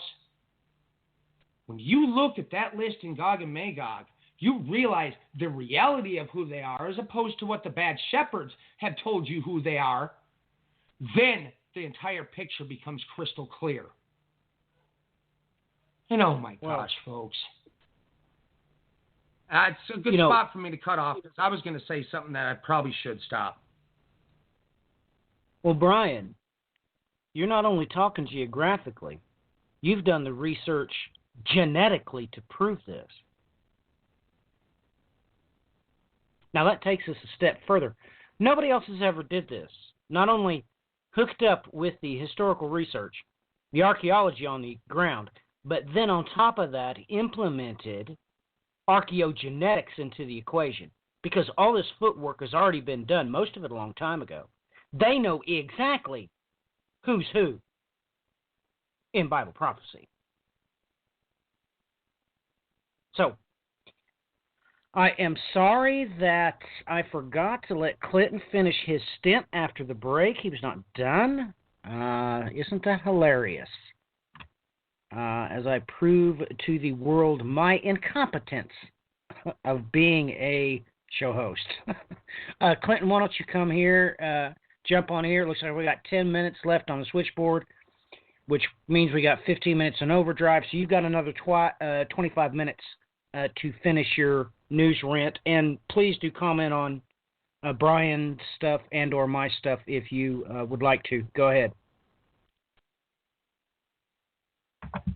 Yeah, I appreciate the chance to talk again at the end here, and I just think it's interesting how everything is growing and developing, just like what Brian was talking about from the genetic standpoint, and seeing who these people truly are, and how the alliances are being created, and how the beasts are rising, and how the kings are being shown as well, and I'm going to go a little different direction, but it kind of leads into what Brian was talking about. This whole rise of, lack of a better term, of Germany in the EU is quite amazing. The alliance between Germany and France has been there for a long time.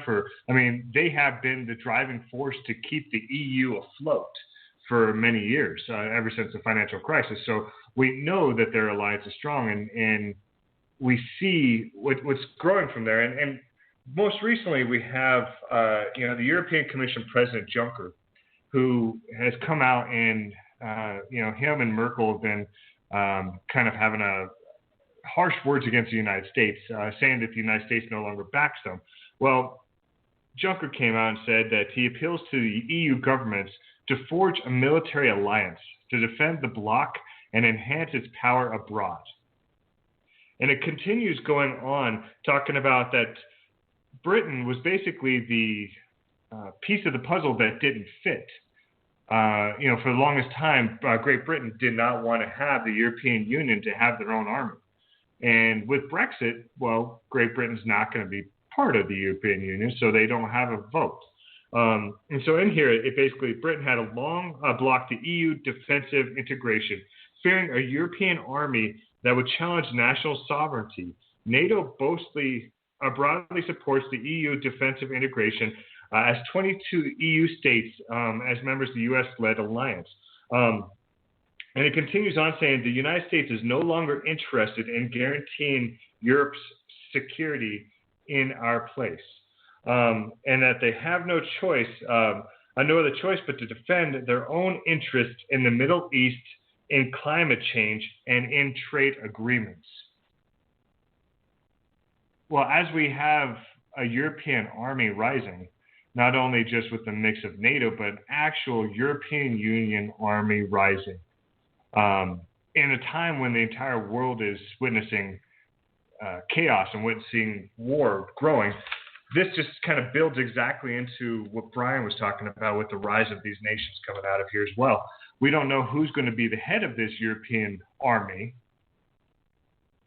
but we can see how it's developing, and we can see from the lineage who it could be. And I think Brian is definitely onto that. Now, to kind of go back into more of a financial aspect, we have a lot of things that happened with the market here recently, and what's happening with the maneuvering of assets.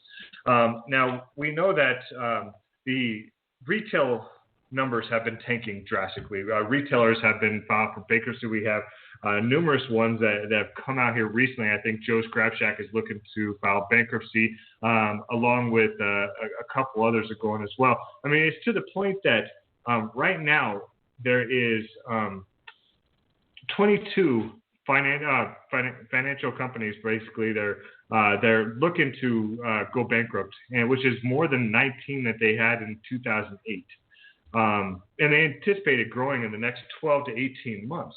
Well, so as these businesses continue to struggle and continue to kind of go belly up, the problem we're going to have is in real estate. We already know that malls are kind of becoming a dinosaur, that people don't necessarily go to malls like they used to. They're shopping online or whatever it may be.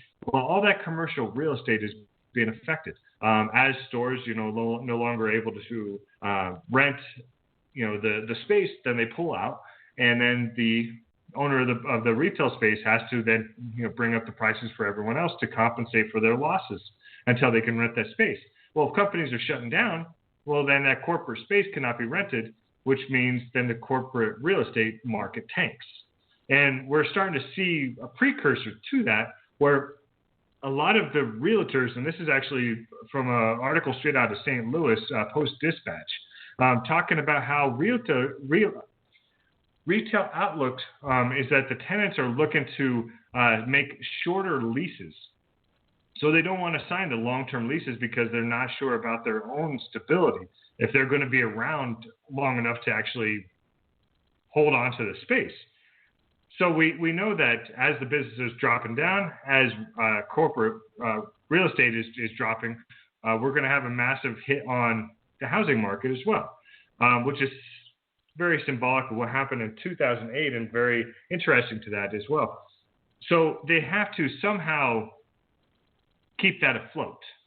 But the problem is, a report came out here in the last week talking about how credit card defaults have surged to the point that it's the default rate in the United States for credit cards has increased 13% from last year.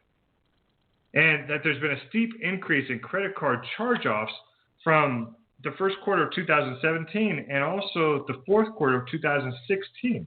And this is the largest charge-off since 2009.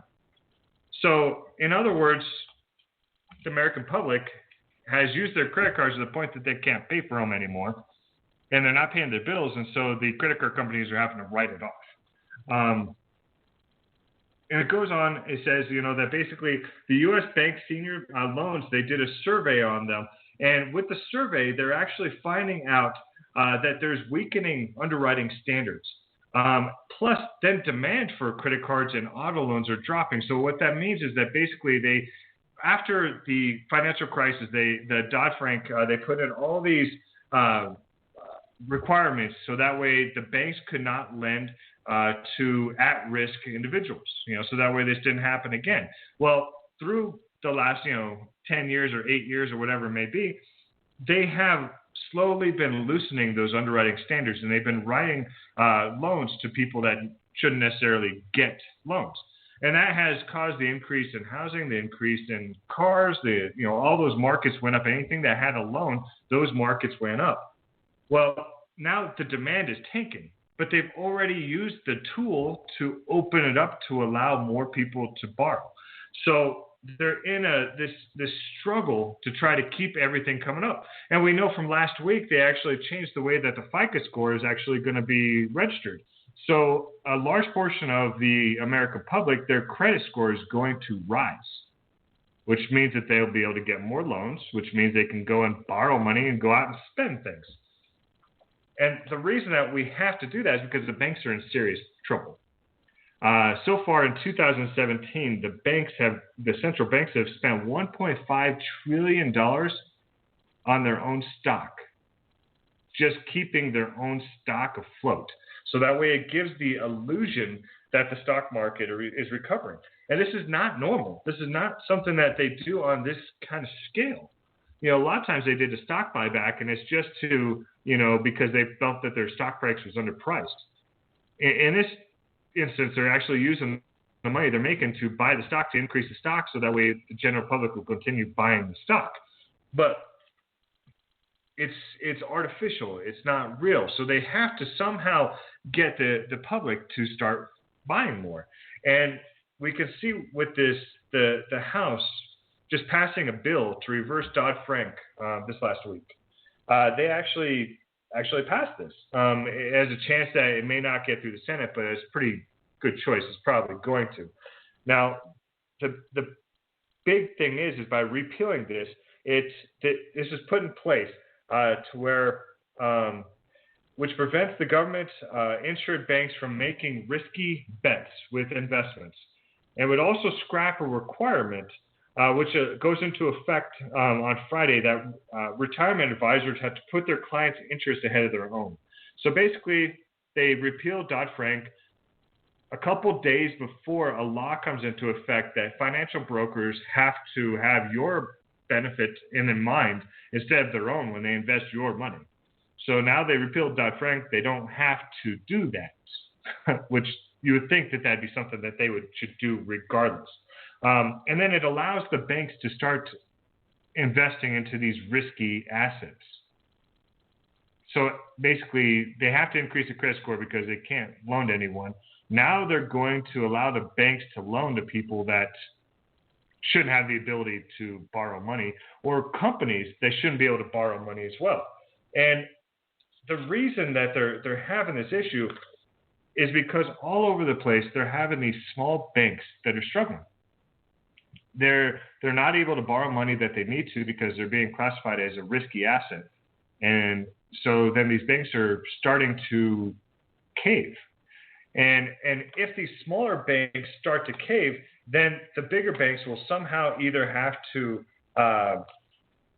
take them over, or all the people that actually had their money in these banks are going to have a serious issue ahead of themselves.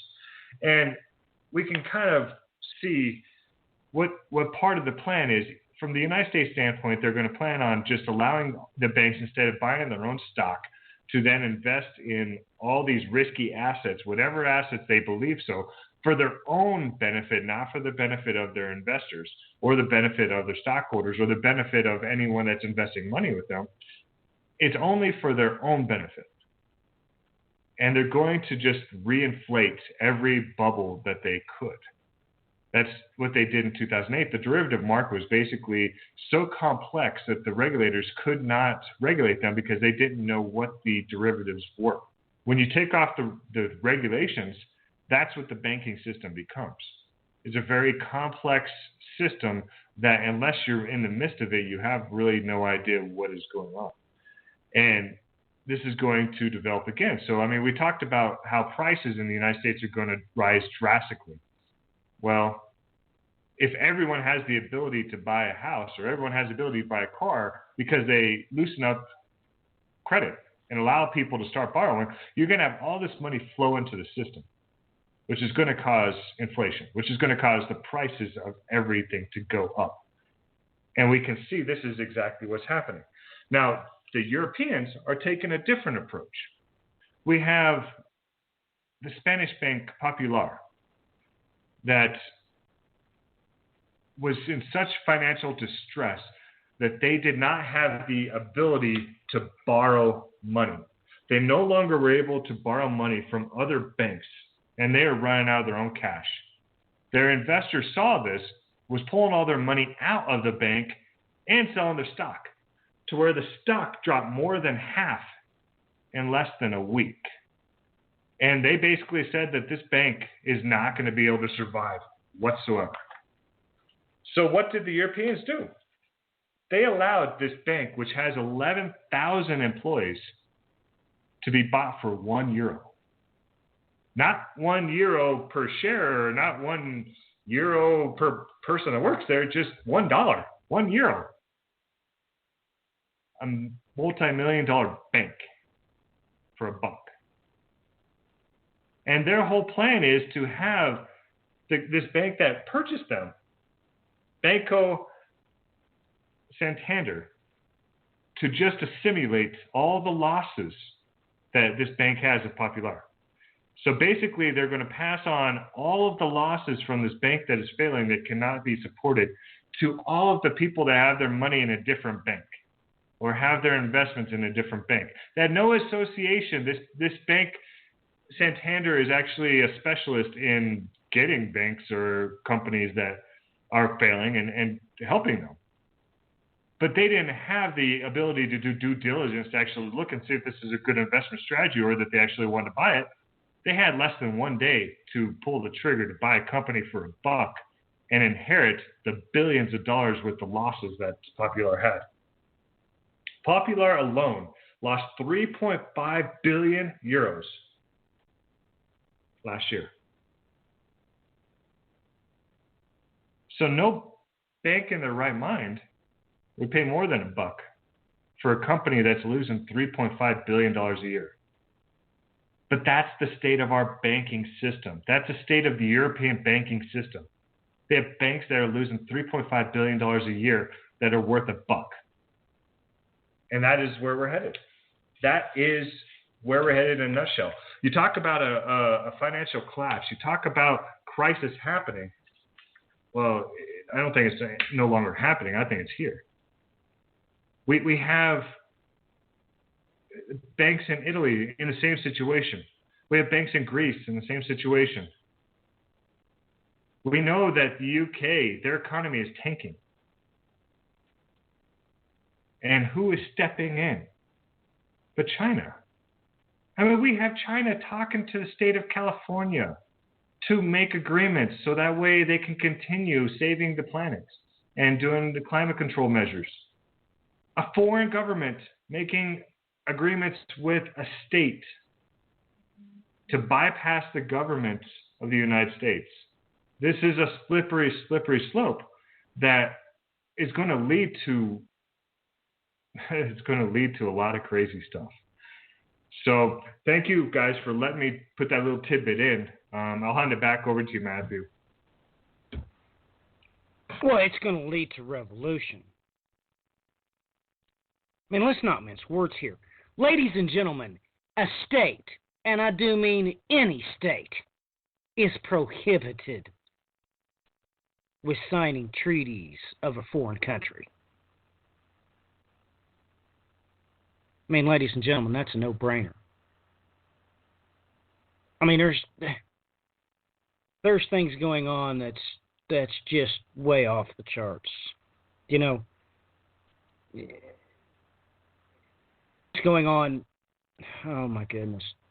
This is released June the 6th. High-level panel discussion on our outer space treaty that's been in place for 50 years. U.S. lawmakers are seeking to review the Outer Space Treaty.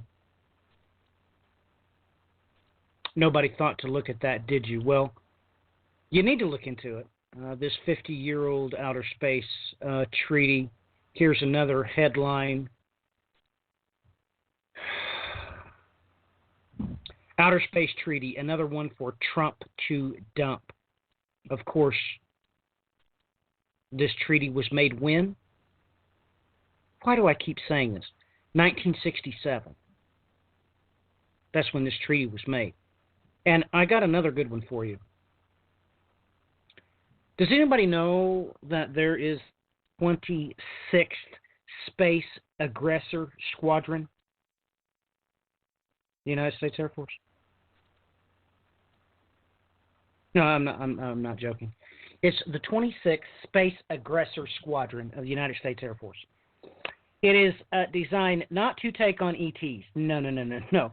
This is already put in place.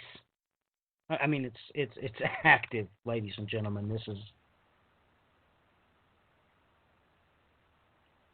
Ladies and gentlemen, this is real.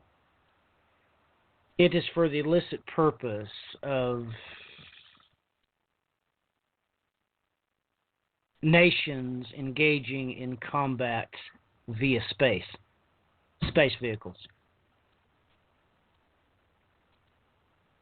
One nation performing orbital bombardment upon another nation. And it's amazing how the conspiracy theorists don't even talk about this.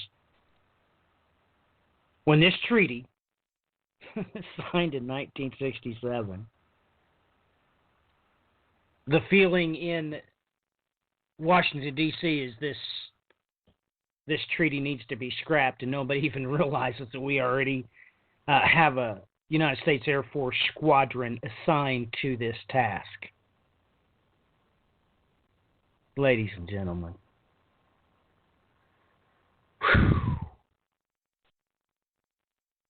Repent, for the kingdom of heaven is at hand. That's all I can say. That's all we can do here on the End Time Tribune. Is show you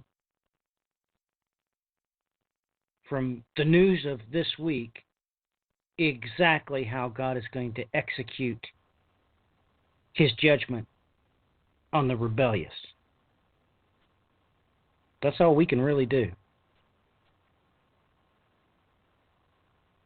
Ladies and gentlemen, you can find Clinton at clintoncowatch.com. That's spelled with a K. Brian, of course, on the Bands of Time. He's got that brand new format going on. Been posting stuff over there left and right this week. Yeah, Brian? It's actually overt attention, attention, ATTENTION show.com. That's the new format I'm under now. Right. I was getting ready to say that. What, you thought I was going to say it wrong? Well, you're probably right. I was. I did forget to have Clinton come back on after break. And myself, you probably don't want to find me anyway. I'm boring. All right, ladies and gentlemen. Please think about such things, and please think about what's coming. It is going to come like a flood. It really is. That's what he said. Are you going to sink? Are you going to swim? Or are you going to tread water? Until next time, ladies and gentlemen, God bless. Godspeed.